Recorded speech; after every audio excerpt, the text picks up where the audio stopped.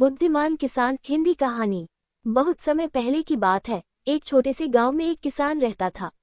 उसका नाम रामू था। वह गरीब था, लेकिन मेहनती और ईमानदार था। उसकी खेती बहुत छोटी थी, लेकिन वह अपने काम से संतुष्ट रहता था। उसके पास एक बैल था जिसका नाम मोती था। रामू के पास बहुत कम संसाधन थे, फिर भी वह अपनी जिंदगी में खुश रहता था। एक दिन गांव में एक व्यापारी आया और उसने गांव के लोगों से कहा, मैं तुम लोगों से अनाज खरीदने आया हूँ, लेकिन मुझे कुछ खास क्वालिटी का अनाज चाहिए।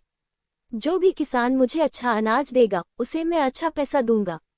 इस प्रस्ताव से गांव के सभी किसान खुश हो गए और उन्होंने अपना सर्वश्रेष्ठ अनाज व्यापारी को देने की सोची। लेकिन रामू, जो हमेशा साधारण और सच्चा था, उसे लगता था कि व्यापारी केवल लालच में है। रामू ने सोचा कि वह भी कुछ खास अनाज देगा, लेकिन ये किसी धोखाधड़ी का हिस्सा न बने। अगले दिन उसने अपने खेत में मेहनत से एक अच्छा हिस्सा उगाया, लेकिन उसने ये तय किया कि इस बार वह केवल गुणवत्ता पर ध्यान देगा, न कि व्यापारी की ऊंची कीमतों के लालच में। रामू ने अपने खेत से कुछ उत्तम अनाज तो चुना, लेकिन साथ ही कुछ साधारण अनाज भी रखा। जब व्यापारी ने उसका अनाज देखा, तो उसे यह बहुत अच्छा लगा।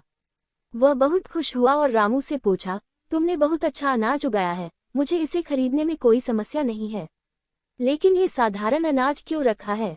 रामू ने मुस्कुराते हुए कहा, ये साधारण अनाज मेरे खेत में है, लेकिन मैं चाहता हूँ कि मुझे इसके बारे में पूरी सच्चाई बताने का अवसर मिले। यह अनाज भी मेरी मेहनत का हिस्सा है, और मुझे यह उम्मीद है कि आपको ये भी पसंद आएगा। व्यापारी को रामू की सच्चाई बहुत प्रभावित की। उसने सोचा, ये किसान सचमुच